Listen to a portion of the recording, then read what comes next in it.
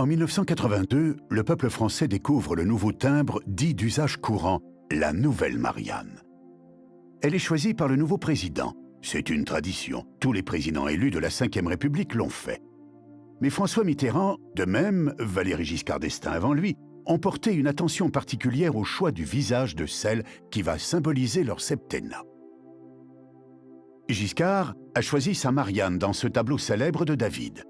Elle porte un message fort de réconciliation et d'unité nationale. Les Sabines se placent au centre, réunissent deux peuples, empêchent qu'ils ne s'entretuent. La stratégie historique centriste est majestueusement et clairement symbolisée. Être au centre de l'échiquier politique. À son tour, François Mitterrand doit choisir sa Marianne et il veut rompre avec l'image de son prédécesseur. Le dessin est vite choisi, dans un tableau célèbre d'Eugène Delacroix, La liberté guidant le peuple.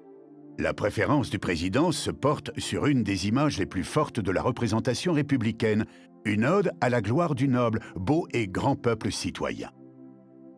On retrouve le bonnet phrygien, symbole de l'affranchissement des esclaves.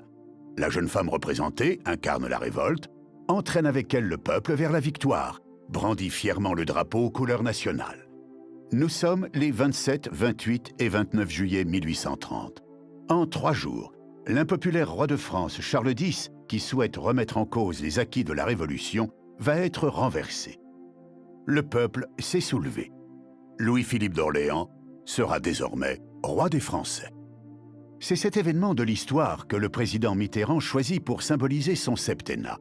L'image d'un peuple insoumis qui, par son soulèvement ou par son vote, renverse l'impopulaire pour mettre au pouvoir celui qu'il choisit.